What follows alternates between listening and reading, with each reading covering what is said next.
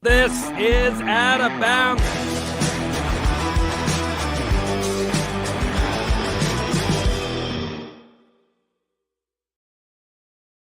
This is Out of Bounds. We're back. We had a week off. I was traveling. Mia's busy. We're all busy. It was a long, arduous trek to this point, but we are back here on your favorite spot for the weird, wild, and wacky in the sports world. John Alba, Mia O'Brien on the Know Your News Network. What's going on, hot stuff? How you doing? Oh, not much. I think the last time that our listeners heard from me, the AC was not working in my house, and I'm happy to report that that has been rectified, and so I can now wear sweatshirts whenever I want in the 90-degree Florida heat. I don't know why you'd want to do that, but I guess to each their own, I No, suppose. not outside, John, but just I like inside. understand. I don't know if I you've ever seen like the studio at 1010, especially like it's kind of cold. I always have a sweatshirt on, so like that's how the TV studios are too down in here in Florida. These So studios are generally pretty cold. yeah, now my house They can have to mimic be. that workplace. So They very have to be happy cold because because of they're all cold-blooded in news. well, that too, but it's because of equipment more than anything else. And if you'd like to hear more stories about the cold-bloodedness and news, you head over to kynchat.com. You leave that super chat, we'll read it on air, or you can simply just go on into the YouTube chat and leave us a super chat. We'll read your comment on air as we talk about the weird, wild, and wacky in the sports world. What's been going on with you over there south of all normalcy in Yes, Jacksonville? well said. Well said. Although, we like to consider ourselves blue ball, John Alba. Although I live in St. Johns County. No, things are good. Obviously, we're gearing up. Well, we're post NFL draft, which I believe the last time we spoke with our Know Your News Out of Bounds We were crew, mocking drafts. we were mocking drafts. The draft has concluded, so we have progressed into off-season workouts, which fun facts, OTAs is what they call them. They do not stand though for off-season training activities. They're just OTAs. That's just what they call them. Yeah, it's weird. But we progressed to that. So we got the schedule this morning of when we're going to be on the field with the big cats. And so that's very nice. Speaking of big cats, babysat the T-Man, Terrence the cat this weekend, and refreshed. It was actually my first weekend not traveling / drafting, John, in about a month. So needed it to recharge the batteries. And I'm sure you are looking forward to doing the same this week. How'd your mock draft pan out? I picked Anton Harrison in my very first mock draft, and that is who the Jaguars selected. Not only did they select him as I predicted, they did indeed trade back to number 27 with the Buffalo Bills, as also first predicted in Mia's mock draft, brought to you by the Yas Method. But did you change your mock drafts? Yeah, you have to every week. Like that's just like to provide alternatives. So that's the whole point. You're supposed to like offer like different projections. Sheet of integrity thing. I don't know, man. Because you're facing like the fact that like, all right, so the Jaguars had 3 big needs. And I think I said this on the last program. Like they had 3 big needs, right? Offensive line, edge rusher, and corner, although they didn't address the third. One for each how one. do you address, right? So showcasing like here's different routes you could do. It's essentially saying, hey, you want to goosebumps, choose your own adventure. Here's kind of a primer of like that's the analogy you needed to make. That I can get down with. We got some fun stuff to talk about, including our first topic. But before we get into that, of course, we must do an opening toast. What are you indulging in this week? So I am officially within 2 months of the wedding that I am in on July 1. And so very strict diet during the week as much as I can. But I was handed this lovely Corona Extra at one of the golf outings today, which so we had 2 golf outings on the agenda at the good old 1010 Superstation. We had Tom Coughlin, J Fund Foundation's outing this morning. So I was over at TPC Sawgrass for that. Then headed down the road, other side of St. Johns County, World Golf Village for the ALS Ring of Honor event, supporting those living with ALS and ALS research. And I was given a Corona on my way out the door. And I said, I'm sorry, I have a 4:00 appointment. I can't drink this right now. But the door gift at said golf outing, John, I wish I had it with me. It literally is a cooler backpack that's like 3 of my heads. And if those of you who are listening know I have a very large head, massive. And so stuck this in there, still cool as it was when they handed it to me fresh out the shelf. So here is a cheers to all those good people doing good work for those in need in Northeast Florida and beyond. Okay, we'll get ASMR. There it is. Tom Coughlin told me that I had a huge Adam's apple when I was 16. That was cool. I was going to... Every time he sees me, he just shakes his head because he just can't believe I'm a real person. That's generally the reaction I have to... He literally said it to me this morning, and I'm like, fly on the wall, TC. I'm not here. I'm just taking pictures and videos. And he's just... I was going to toast to your sister getting engaged because you're going to be in another wedding soon. So toast to Cara O there. There we go. Okay. Yeah, I got the message from our grandpa this morning, which, mind you, I won't be Facebook friends with him. That's another story for another time. But I still got a Facebook message from him, even though it's not from one of your friends. And he wanted to talk about, so your sister got the ring. And I was just like, I'm not answering this right now. Oh, maybe there'll be kids in the future, but I know there's a kid in the current for Derek freaking Jeter. Number 2, throw your 2s up, retrospect, because Derek Jeter, after having 3 girls, the prodigal son has been born. The 48-year-old announced the birth of his 4th kid, his first son, Caius Green Jeter. Kai for short. Mia O'Brien. Has the prodigal son been born for Major League Baseball? I'm moving over to this side of my home studio so you can see this. Do you see it, John? There it is. Oh, my goodness. That was what I made as a student leadership consultant at Ithaca College. You had to make a nameplate. And in the same vein as Derek Jeter's retirement year in 2014. Oh, my goodness. Respect. Backwards B. And also, this is what my office looks like, if anyone has ever been wondering. And it's currently kind of a hot mess, but that's okay. Has the prodigal son been born? I got Derek Jeter from 1998 behind me. I just want to give a shout out to Derek Jeter. If you don't succeed, if you don't at first succeed, try again. This man clearly wanted a son. His wife seemed to be on board, and they just kept trying until they got one. And I applaud them for just keep swimming, just keep swimming, just keep swimming. Because, you know, sometimes you end up like my boy Brad Meester, former Pro Bowl center for the Jaguars, who has 6 daughters and just kept trying and just kept getting girls. So, you know, I'm glad it worked out for them. Is he the prodigal son? Yeah. I wasn't that big into, let me ask you this. Hannah Jeter, that is Hannah, right? Hannah, yes. Were you into, like, because she's like our age. Yes. Were you like, I know she's hot, but like when he first found her, like I just was like, oh, dumb supermodel, like very much his type. Watching The Captain last summer, she's great. I love her. Except I feel bad she's had to be pregnant most of the last like 7 years. I think to be able to handle everything Jeterian, you have to be pretty strong in the backbone more than anything else. And it's pretty wild considering this is a guy who lived in the private life for so long,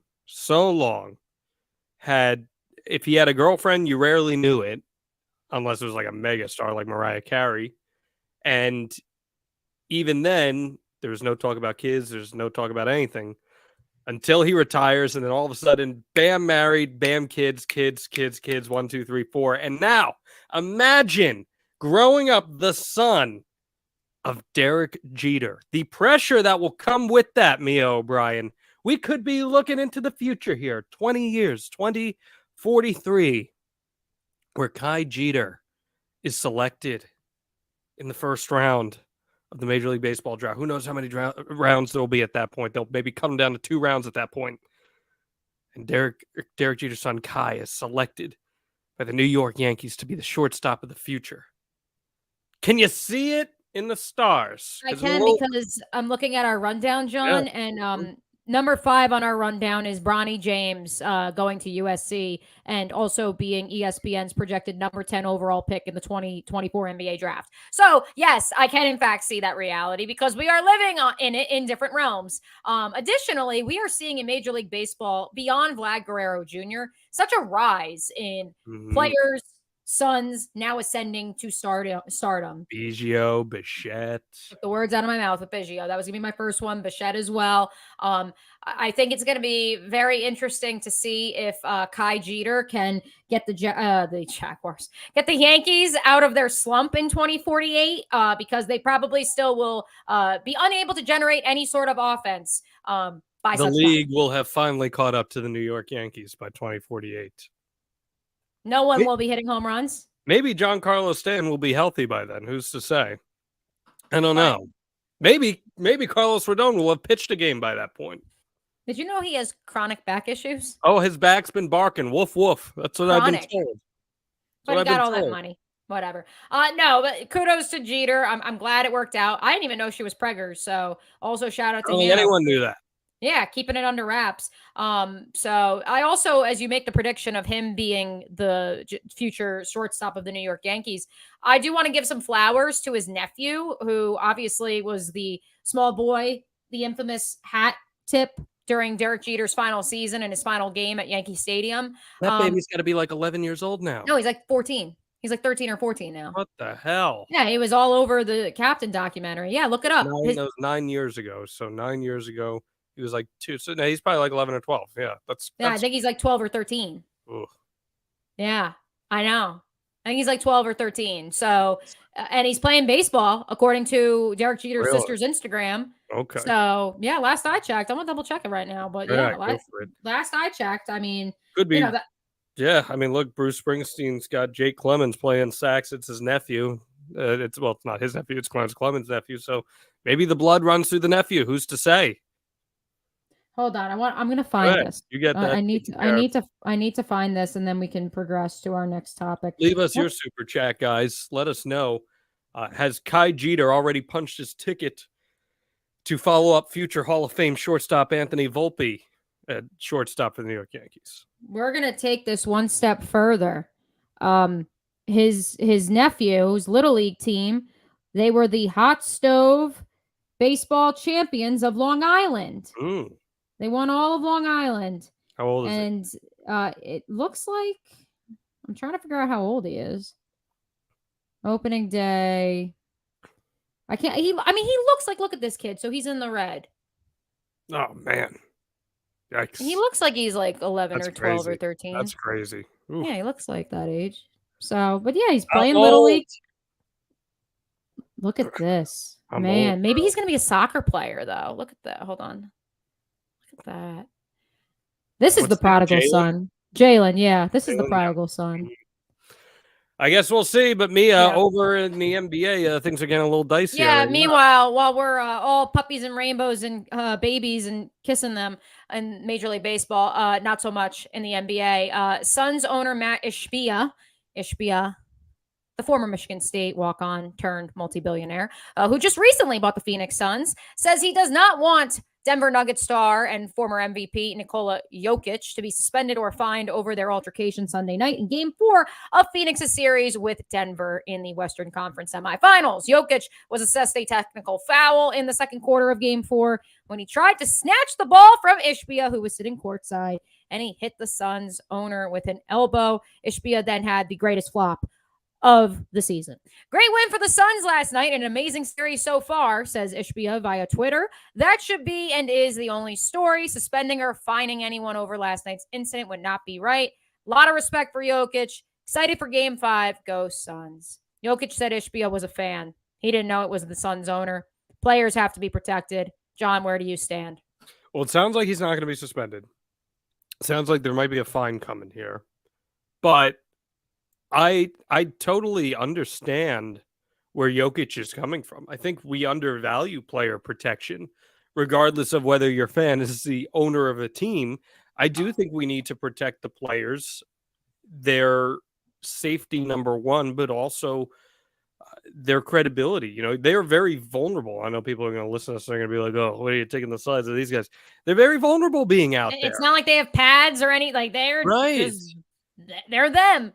Right. They're very vulnerable. He's him, they're them. Exactly. They're very vulnerable out there. And I think that regardless of whoever the fan that you crash into is, you know, that fan could just take a whack at a player. You know, they could throw a drink at them. Remember that Red Sox game in 2007 when someone threw a pizza like that? Remember the malice at the Palace? I mean, I was going to take it to the extreme, but yeah. So I think it's very important that you need to make sure that the players are not put in a position where they can get taken advantage of. And I don't think it's on Jokic to know that, hey, that's the owner of the team. Now, does it add a total other element to the budding rivalry here? Sure, it does, of course.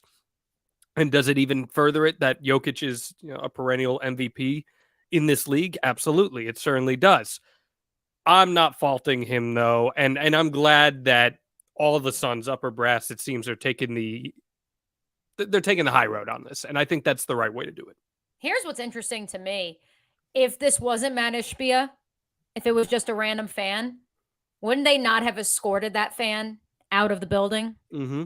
And they would have said the fan instigated it. Absolutely, and I think it also, you got to tip your hat to Suns management too, because if they were to have pushed for a suspension on Jokic, they probably would have been successful, truthfully, because we know owners have so much power in these sports leagues. And that would have devalued this series, which, as you said, has been a great series. It would have devalued this series. You're taking one of the best players in the game off TV. That's bad for the league all the way around. Yes, correct. Although I do think that maybe you would have created a sense of retaliation that could have obviously spiraled out of control. And the Nuggets could have lashed out at it, and then we could have had repercussions down the road. And so I credit the Suns, because instead we're just going to get, may the best man win on the basketball court, not on the courtside seats, which is a good thing for everyone. Did you believe that it was a flop? Yes, 1,000%. 1,000% a flop. And that's where maybe that's why the Suns were like, yeah, we're not going to press this anymore, because he kind of made a fool of himself. No, I know it doesn't do well. So, and that's the other thing, is he had the ball. Like, that's the other thing. Like, if you're a fan and you're like refusing to give the ball to a player, right? Like, what do you think's going to happen? It's like Borat. You'll never get this. You'll never get this. Right. Exactly. And especially, I mean, it's only made funnier by the fact that Mat Ishbia was a walk-on Michigan State's 2000 national championship team. And that's what literally makes it, because it was like, that's who he is. And so that's why it's made even funnier. Yeah. If Michael Jordan did this, what would people say? He was holding so he could call a timeout. But what I like about it too is that, the holding of the ball element of it. If he were a normal fan, you'd be like, that fan wants to keep the ball, right? Like that fan wants to hold on to that souvenir. And there's some silly element about all of this where the owner, and first off, I give Ishbia credit, by the way. There's a lot of owners. I know there's a few that aren't, like, Mark Cuban and stuff, but there's a lot of owners who would prefer to sit up in that owner's box rather than right there on the court in a rabid playoff atmosphere. I got to give Ishbia some credit on that. Yeah, well, he's young and spire, and maybe like Michael Jordan, he still thinks he could play at age 50-something. Maybe he could play. I'm not taking bets against Jokic. How do you feel about Embiid winning MVP? I'm okay with it. I think that if the Celtics are to win that playoff series, I'm sure there will be people who say, like, yeah, he's a great player during the regular season, but he falls too much. He's always hurt, and he can't actually deliver his team to where they ultimately want to go. And that's okay, because I think with the way that roster is constructed currently, unless a James Harden bomb is dropped, like, your Embiid is your only source of offense. I think until Tyrese Maxey continues to develop as a player, or until they get a bona fide number 3, Tobias Harris is a good player, but I think he kind of disappears. And when Embiid or Harden disappear, then it's game over. And I love my boy George Niang, but, he's a sixth man at best. Harden's been pretty damn good in that series. Right, but when he's off, when he had 12 and 11 points, they lost. Yeah, no, absolutely. Let's keep it rolling here, Mia. Let's get back to nepotism. Yay! we're LeBron talking, James Jr., the artist also Bronny. known. What's that? I said we're talking Bronny, man. Yeah. I mean, this guy, listen here, okay? I want you to look at Bronny's face.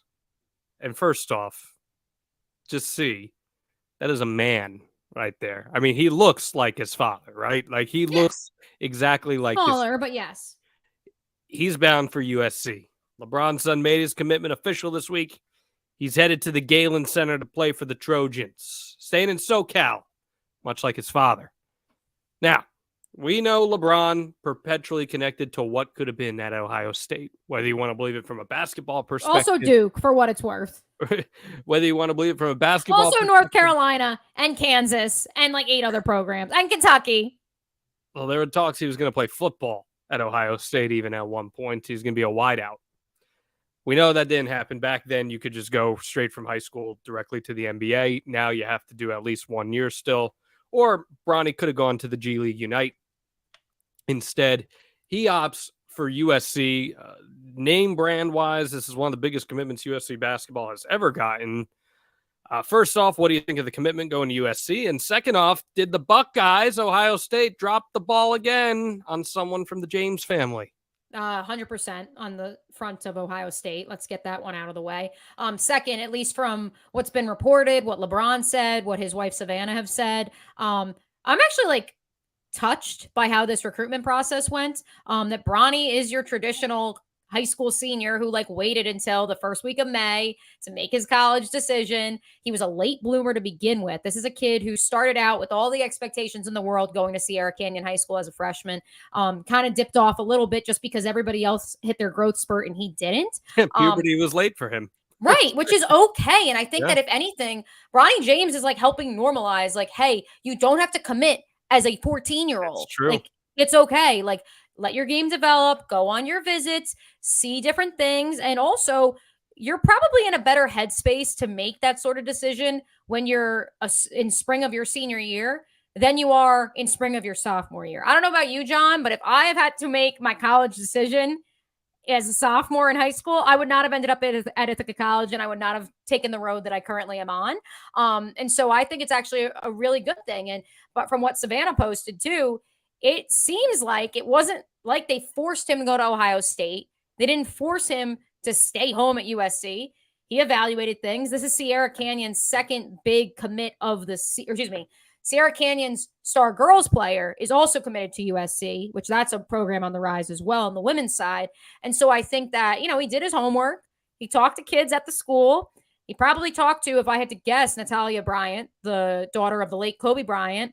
Now, she, obviously, her family lives in LA and Hollywood, and she's still able to see them, but she's still able to, do her modeling career, but she has friends. She's in a sorority, I believe. So you're able to kind of have the best of both worlds. And so I applaud the kid because I think he went about it absolutely the right way. But yeah, if you're Ohio State, you had 18 years to make this happen and you dropped the bag. And so, you dropped the ball. You did not drop the bag. You should have dropped the bag, although I don't think it would have made much of a difference because the kid already has money. He already has NIL deals as a high schooler.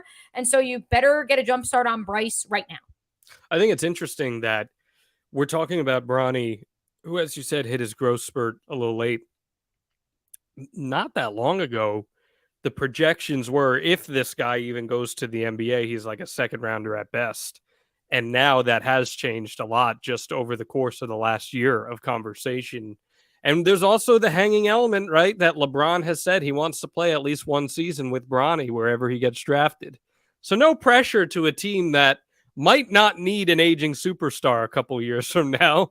But you're going to have to find a way to make that cap space happen because if you're drafting Bronny, there's a good chance that with him, you're going to get LeBron James. And listen, that's not a bad problem to have, right? Like even LeBron, when he's 40, will still probably be a contributor enough to the point where he's going to draw quite a few fans to the arena wherever he ends up. I'm telling you, right? Are you ready for this? Yeah, go for it. I want you right now to go over at NBA.com. I want you to pre-order from the NBA store your dual matching Orlando Magic James jerseys. Wow. You really think they're going to be picking that high, though, next year? Just wait for it. Fascinating. Well, here's another thing I would throw out there, John. Like, at the rate LeBron's playing, Bronny could play 4 years of college ball or 3 years of college ball. Yeah, that ain't happening. And LeBron, I know. It's listen. I'm just saying, if it wasn't to pan out, or if heaven forbid he was to get injured, he could play 2 or 3 years of college ball, and LeBron could still be performing at his peak. Mm-hmm. And they could still team up. I like USC as a spot for him. I think he'll stand out at USC. Have you ever been to the campus of USC? Yes, I It's have. beautiful. It's beautiful. Beautiful The campus, Galen right? And Center is a great building. they're ascending. They got Isaiah Collier. They've Mhm. got a pretty star-studded recruiting class. And I think the other thing too that people forget is, again, as much as you joked off the top that like Bronny looks like LeBron, he doesn't play the same position as Nope. LeBron. And I think people really struggle with that because the kid is so athletic and he jumps out of the gym and he can dunk and this, that, and the other, that people assumed, oh, well, he's LeBron. And it's like, no, he's a point guard. Like he's a bigger point guard. And he can play the two a little bit, but he's a guard first and foremost. And so as soon as you embrace that and you understand he's a facilitator first, and then he can also dunk, like the better off you are. And that's where he doesn't have to live in his father's shadow. He can create his own lane. All right, Mia, let's keep moving. I know you can't wait to talk about this one. Yeah, the funny part is I thought I was going to introduce the Bronny segment because I lost track of time and place. And then I went, wait a second, number 6, because I have the evens tonight on the agenda. That means I get to talk about Jim Irsay. Ah, yes, the Colts owner wants to make it clear. Oh, I love this story so much. That Andrew Luck, who retired in 2019, but is still technically on the Colts reserve retired list, is off limits after learning the availability of Luck was the subject of an inquiry last year by the Washington Commanders because somehow he didn't know about that. Irsay took to social media Sunday nights to warn teams about any correspondence regarding the long retired quarterback. Quote, if any NFL team attempted to contact Andrew Luck or any associate of him to play for their franchise, it would be a clear violation of the league's tampering policy. Thank you, Jim. John, how scared of Irsay should other teams be? Can I interject real quick? You can answer your own question if you'd like to. Go Start ahead. your conspiracy music, folks. Because what team has a very controversial owner who's still their owner as of this writing? And there was only one owner, Jim Irsay, with the balls to call out that owner. Mm-hmm. Dan Snyder. Mm-hmm. That all also happened in the last year. Mm-hmm. Simultaneous to Andrew Luck and the Commanders being a potential marriage, John. So, do we see perhaps why Jim, in addition to just being a loose cannon, why Jim was not afraid to call out There's smoke to the fire for sure. There certainly is. I wonder, I mean, I think it's just because Luck retired so young. Is this just going to be something that happens for the next like 3 or 4 years still of people hoping that Andrew Luck comes back? Well, especially after the podcast, the tremendous podcast series that Zach Kiefer at The Athletic did, and after some of the profiles that ESPN the magazine has done about how he's still kind of figuring out what he wants to do with his life, and does he like football? Did he not love football? Yeah, I think it's going to continue, and I think anytime a team, was it been 4 years now? 2019. Yeah. Let's count the Colts quarterback since Andrew Luck. That's one of my favorite activities. They just drafted a quarterback. Well, now they did, but that was after 4 years of Band-Aid fixes. Let's review. I'm saying let's relax here. Let's pump the brakes. Like, let's say Andrew Luck wants to come back out of nowhere. Then what does Jim Irsay do? Does he give up that on is this his favorite Anthony son. Richardson? Does he give up on this Anthony Richardson project? Or no?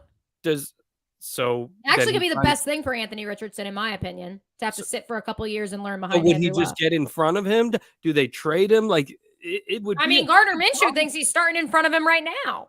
So I mean, listen, I think you get a bonus every time you mention Gardner Minshew. No, I don't, because yeah, that's another story for another time. I don't though. No, I think that honestly, the Gardner thing is fascinating, and I can speak from being too close to the subject, because him and Anthony trained together here in Jacksonville, and Gardner took that job with the Colts, knowing that he would, quote, be competing to be a starter, except for the fact that when you draft a quarterback in your first 5 picks, that kid is pretty much expected to start from the jump. And Anthony Richardson, I've known him since he was 17, 16 years old. Nicest kid in the world. I think he has untapped potential. I think he's an athletic freak. But I thought his best potential landing spot in the NFL draft was with Seattle. Geno Smith, very team-friendly deal where it's very front-heavy. He's getting paid the bulk of it in the first 2 years. He could have sat behind Geno while Pete Carroll worked his magic behind the scenes and started molding the offense to Anthony Richardson, and then he takes over in year 3. I understand people believe that's an antiquated model that only the Green Bay Packers partake in, but I thought that would have been a great situation. So if Andrew Luck was to come out of retirement and say he wants to play football again, I think the Colts have to start him. No offense to Anthony Richardson, but I think that Andrew Luck is still so beloved in that city. He's still Andrew freaking Luck. He retired at the peak of his career. And if anything, I don't think if I'm Andrew Luck, I would come back out of retirement because that offensive line is awful. And that was the whole reason you went into retirement. But I think there's probably a little smoke to this fire with what Jim Irsay is saying here. And I think they're probably. I think the Commanders absolutely placed a call. And part of that, John, is just because, and Tom Coughlin actually said it to us this morning, in this league in 2023, if you don't have a quarterback, you are screwed, in the words of Michael Scott. I don't know. How about this? You try to develop one. Just a thought. Could happen. You also could do that. But if you don't have a quarterback, if you think, well, I have an elite defense and a great running back, you are not going to succeed if you do not have a capable starter at the all-important position. You're not going to find a disagreement from me there, Mia. I just think that the Colts are like a reality show. And then, keep in mind, I think there was a big consensus that if the Texans didn't go Will Levis, that they were going to go Will Levis, and then they didn't. And then we know how that created a steamroll and a snowball. Speaking of Will Levis, did you see that tweet from Jim Irsay? The one leading up to the draft? No. So after the first round, after they had selected Anthony Richardson and Will Levis was still on the board heading into night 2, Jim Irsay literally tweeted, "Hey, Colts fans, what would you think if we drafted Will Levis? We could have Steve Young to Dan Marino, right? Sounds great." Again, he's the gift that keeps on giving. But you know what? He's the only one with the balls to get Dan Snyder out of office. And if it took this Andrew Luck potential request, so be it, that lit a fire under Jim, and he was the only one to speak out against Snyder, and suddenly everyone wanted him out. I suppose so. I know it's like holiday week for you, Mia. Tell us why. Schedule release. I honestly don't get this, but whatever. I'm sorry. I don't mean to cut you off. Let me explain this, okay? I want to ask you because I know that there are few people I've ever met in my life that love football more than you, Mia O'Brien, as a sportscaster. I know you love football. Football's your everything, right? That's the bread. Football is the bread and butter of your coverage. I mean, well, yeah, it's like the lifeblood that drives the dreams of this champion. But honestly, my high school team won 4 games in 4 years. So I actually didn't really grow up on football. But continue. Yeah, no, I know you didn't. Neither did I. I mean, it's my listen. Do I make a lot of money? Yes. Doing football? Yes. Not a lot, but I make the bulk of my money football related. Correct. Okay. So. The schedule release is supposed to be happening on Thursday. Peter King reports that the league may not be ready in time for the scheduled premiere date, and that there is a meeting today to try to handle all the chaos. I need to ask you, will you be okay if the league misses its mark on the NFL schedule release? Will you be okay? Will I need to resuscitate you? You mean when they have to push it to next week? Yeah. Honestly, that would be better for my schedule. So I'm not complaining if we got to wait an extra week. Why do we get so wrapped up in schedule releases? Are we that? Yeah, I agree. I think it's deprived of. Honestly, it's just an opportunity for the 32 social teams to flex and think that they're cool. Honestly, that's what this is about, and for the NFL Network to have programming. That's literally all it is. They could just send out an email. This could have been solved in an email. But they want to create drama. They used to just be press releases. Not that long ago.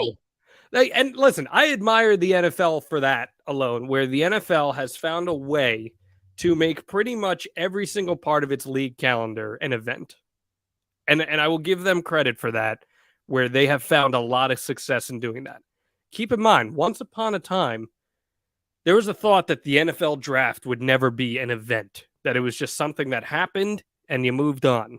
You couldn't take it on the road, even dating back 7 years. I mean, they didn't think they could leave New York. Right. The thought of taking it on the road seemed unfathomable. To the NFL's credit, they found a way to take that on the road.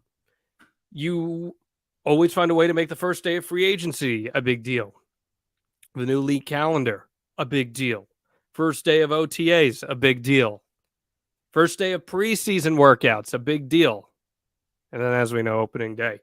But I think this is just asinine and ridiculous that people get so wrapped up about this. It doesn't happen in any other sport where everyone's waiting for this schedule drop. I understand there's fewer games in the NFL season. I think it's ridiculous, though. I do. I'm sorry. And I know my whole record on this show is like, oh, John's the guy that poo-poos everything fun. But like, I'm sorry. Like, what is so... No, I poo-pooed it off the top. Enigmatic. I'm just saying. I was just going to drop some scoops and some theories as to why I think it may not be ready. I think a lot of it. Andrew Luck. Yes, totally Andrew Luck. No, actually, Oliver Luck.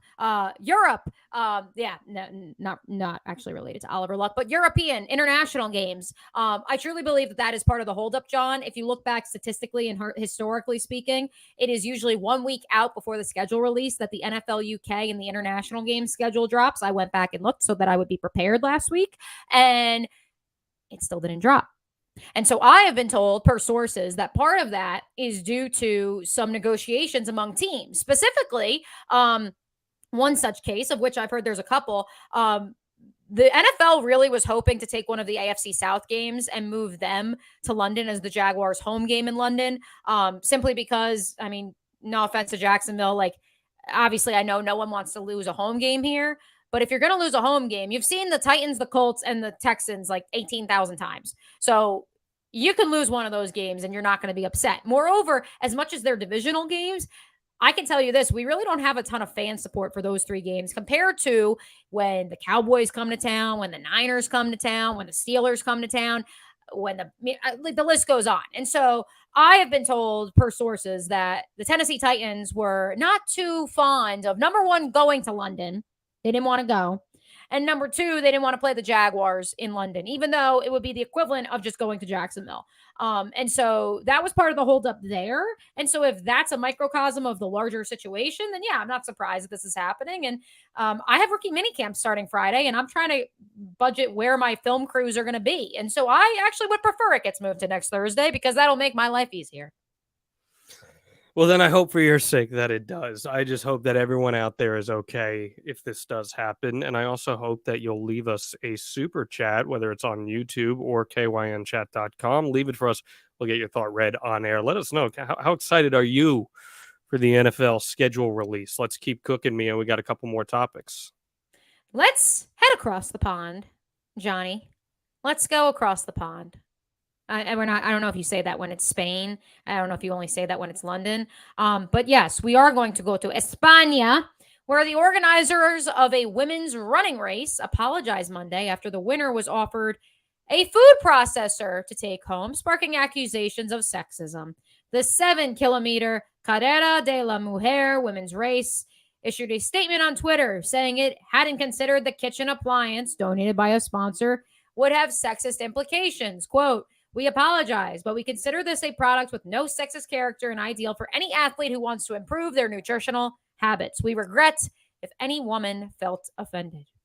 John, would you still take the food processor? Because I would. I was gonna say I'm not. If nothing else, I would take it and flip it on Facebook Marketplace. I'm not a woman, so I can't speak to the sexist implications of this. I don't care. It's a free food processor. Yeah. You know, me being a foodie and someone who loves to cook, on the surface, I'm like, yeah, I'll take the food processor. But I also understand if you're completing a 7-kilometer race and you're kind of hoping, much like any other race that exists out there, there's some sort of cash prize. And instead it's a food processor. Most races don't have a cash prize, though. Well, give me you get a medal and an orange and a banana. Give me, even if you win. There's not I can't. I mean, you'll get a bid to like the As Boston Marathon. I've never competed in a race, so I can't attest to this. You're not wrong. No, you get like a bid to the Boston Marathon or the New York City Marathon, or maybe you get money. I don't know. I've never asked my brother. I feel like there'd be some monetary for winning a decent sized race, and especially if there's sponsors involved. But a food processor, I mean, it does make you think. Is it like a magic bullet, or what are we talking? I don't know. I don't know who the sponsor was. I don't know the caliber of food processor. I mean, as a woman, Mia, or would you be taken aback by that as the premier prize for a race? No, I would have wished it was an air fryer. And I would not have taken offense, because even if you didn't want it or you didn't have room for it, I would have flipped it on Facebook Marketplace and made money. That's a fair point. I don't know. I feel like training for a race, though, does take a lot out of you. Like, yeah, but like I trained for a half marathon and I ran it and I reached my time, but I finished in like 200th place. And so I just got a get a medal. participation medal. Yeah. Yeah, I got a medal. That was it. And like, but I felt good. And so if I could get a food processor on top of it, great. I won't say no to that. What are you using the food processor for? So got a magic bullet before the tonsillectomy. So we're just going to use that as the analogy because I'm very curious what else a food processor would be. In 2023. And so I was making some smoothies in there, pretty good. Although, as you know, I'm not a huge fruit fan. And so I'm very curious what I will be using the magic bullet for, because I will like drink a smoothie. Like, it's not like I'm opposed to that. But it just wouldn't be my first thought. And so I think probably for like mixed beverages, will probably be, or mixed drinks, mixed beverages. Well, yeah, mixed drinks down the line. But yeah, no, and I think that the real purchase, if it's any food processor, I have friends that have this food processor that also doubles as an ice cream machine. That would be a game changer. You know, man, I'm like making like a pineapple mango habanero salsa. I'm making a chimichurri. I'm doing stuff like that with a food processor. I'm making a consomme for birria tacos with a food processor. I love a good birria. That's what I'm using for that. I love some good birria tacos. I could go for those right now. Of course you could. Who doesn't love a good birria taco? Although, speaking, since you brought my sister's engagement up, would you like the backstory? Speaking well, they of had birria tacos at the wedding. I hope they do. But no, so I got stuck in the rain on my bike ride. There was a 5 to 10% chance of rain on Saturday, John, here in Northeast Florida. And it rained nonstop for 2 hours, which included while I was on my bike ride. And so tried to seek refuge for about 35 minutes under an overhang of a business complex. And then I was like, you know what? I'm close to good old Sierra Grill. Let me just push through for 5 minutes, get my burrito, and then I will wait out the storm there. And so during the 5 minutes in which I went from this overhang to Sierra Grill, that is when on my AirPods I hear FaceTime from Cara O'Brien on my British Siri. And of course, it happened as I was soaking wet, trying to go seek Mexican food. Very on brand, if nothing else. Did you get a food processor out of it? No, but maybe I will at the wedding. Maybe she doesn't want one of her gifts. You should be getting her a food processor for the registry. No, I think she needs an air fryer. I don't think she has one yet. So. Oh, Kara, falling behind. We got one more topic here before we get to our Beast of the Week. We're going from food to drink, and that is your favorite kind, the brew. And the brew crew. But not just the brew, the Brewers. Brew crew specifically. They changed their mind. You see, there was this whole thing among MLB teams this year. A few teams talked about it, I think. A few teams decided that they were going to extend beer sales beyond the 7th inning at home games. That's always something that was a thing. Beer sales and alcohol sales end at the 7th inning. The Brewers were among a handful of teams that actually extended it into the 8th inning in response to the shorter games this season because of the pitch clock. Well, starting with their game tonight against the Dodgers, the Brewers are going back to their previous policy of shutting down beer sales after the 7th inning. They said that their decision to reverse course wasn't due to any issues with fan behavior. The fans are doing just fine with it. They can handle the extra inning. They simply discovered that sales of all concessions drop mildly in the late innings, and that it really just shouldn't even matter. So should the brew keep the brew even later in the games, Mia? So I haven't been to Milwaukee in 6 years, so I hope this is still part of their game day policy, but I can't say for certain if it is. When I went, they had a deal with 20 local restaurants and bars where as long as you bought a beer or a dinner item at that bar, or a lunch item, I guess, they would bus you for free to Miller Park. Amazing deal. Amazing deal. Like, everyone should do that because obviously it encourages, drinking responsibly, and it encourages, getting a little bit extra time after a quick game like we're seeing now in Major League Baseball to sober up a little bit. So big fan of that. I hope they are still doing it. With that said, there are plenty of folks that would rather get the cheap $2 happy hour pints at their local watering hole and then take the bus. And so by the time you hit the 6th or 7th inning, you're like, yeah, I got to work tomorrow. I'm going to hold off a little bit. So that is what I say. As much as I am encouraging this practice to be employed across all 30 Major League Baseball teams, that is where you may see people saying, nah, thanks, but no thanks, just because they know they either have to take the bus or drive home at the end of the game. Like, I don't know if you're sobering up all that much with that extra one inning, especially now that extra inning takes so much less time to complete. I'll tell you what, I did a live show at the home of the Fresno Grizzlies last week. Yes, tell us about that, John. I want to hear more about it. It was fun. We had a good time. It was a good crowd. They were super into it. But to promote the event, they brought me into the broadcast booth during the game, and I called some of the game with the play-by-play guy. Super fun. Like, I'm all about that, right? I get to return to my roots, doing some play-by-play and all that. Great. This was my first time doing any play-by-play for baseball since the advent of the pitch clock. And I could not believe baseball, which is like the ultimate conversational sport for a broadcaster. You would get 2 sentences out about a story and the inning was over. And you have a color commentator. And I couldn't believe it. I was so thrown off by this. So I would imagine that there is a ripple effect to the rest of the game where you're talking about concession sales and you're talking about parking and you're talking about all these things that there's so much less time to do things now at these games. You're losing 35 to 40 minutes of your expected game time, and that radically changes the pace. So it is fascinating that they're going to make this change. It's going to be significantly less time for people to drink, but I guess they found that it's just not worth it for them to keep it going an extra inning. I want to know if a month was a good enough sample size, because also we haven't really hit the midpoint of summer. It was still like 30 degrees in Milwaukee 2 weeks ago, so that also may have played a factor. So I'm curious if once the summertime hits, if, they may have changed their minds. I was really blown away, Mia. Like, really. I don't envy baseball broadcasters now. It's just totally different. It's totally different. It has radically changed the way that they approach calling the game. Really, really difficult. So I give a lot of credit to those play-by-play guys. Let's get to our Beast of the Week, Mia. What is the most beastly thing you saw in the sports world this week? We're going to stay on the diamond for mine, and you're going to get upset about it. And that is now former Alabama head baseball coach Brad Bohannon. This is interesting. Yes. In case you missed it, Brad Bohannon, the head baseball coach of Alabama since 2017, I believe, reportedly was somehow involved in a bet that was placed at a sports book in Ohio. Mind you, the bet in said sports book in Ohio was placed on the Alabama LSU game. John, for what it's worth, there were multiple other sports books, including, FanDuel, where 0 bets nationally were placed on Alabama LSU. But mysteriously, this multi-$1,000 bet comes in at the, wait for it, Great American Ballpark Sportsbook. Yes, the same Great American Ballpark where Pete Rose once played, the same Pete Rose, who is banned from the game for betting on the game. The irony, John. Brad Bohannon has since been terminated by the University of Alabama and athletic director Greg Byrne for reportedly whatever the involvement was with a former high school baseball coach that he worked with recruiting, who placed this bet for him.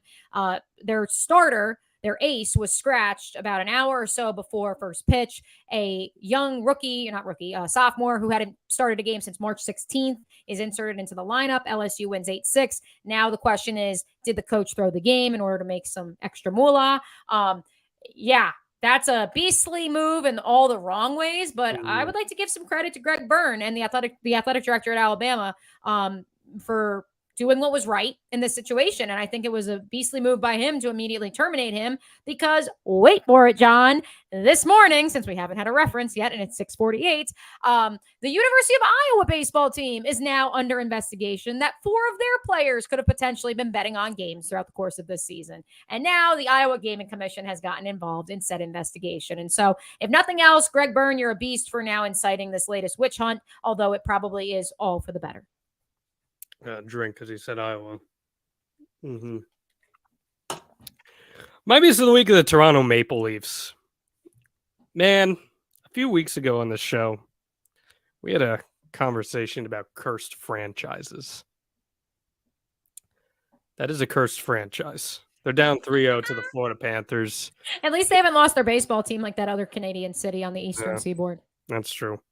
But it looked like this would be a 50-win team that would have a lot of momentum coming into this, and they've just perpetually screwed the pooch year in and year out. And they like their draw against Florida. You know, Florida, here's the one thing about the Stanley Cup playoffs every year in and year out.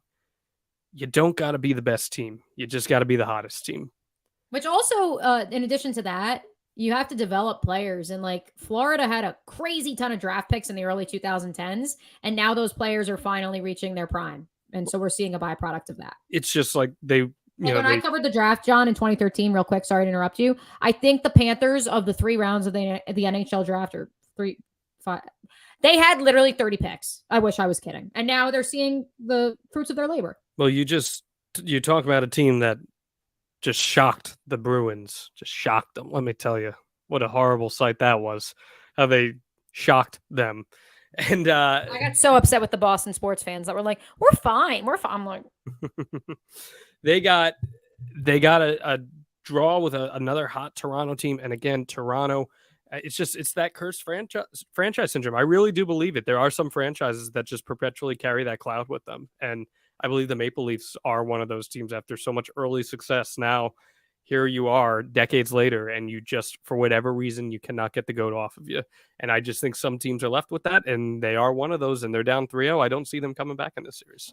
All right, so let's take Toronto, Edmonton, Ottawa. Who's the most cursed of the 3? Probably Toronto, I'd say. I mean, Edmonton, we've seen them have success in the last few years. It's not like they haven't. I think it's Toronto. Define success, though. I mean, we've seen them get deep in. Yeah, but have they gotten to the ultimate prize? No, but they've gotten deep, and that's deeper than what Toronto can say. That's also not. And wrong. like they haven't been like embarrassed in the same way that Toronto is in a round. I mean, they've looked like a completely non-serious hockey team in this series, which against a team that plays in a state where it's currently 90 degrees outside. They live on May 8th. The Florida Panthers live in Sunrise, Florida. Sunrise. Hockey Town, USA. This has been Out of Bounds. That's me, O'Brien. I'm John Alba. Anything else you want to add? Nope. Go Hawks. Let's see how this gambling situation turns out. Rookie minicamp ahead this week, so keep it locked at me, O'Brien TV, and then maybe the schedule will be released. I'm not sure, though. We'll see. We'll check in with you next week right here on Out of Bounds.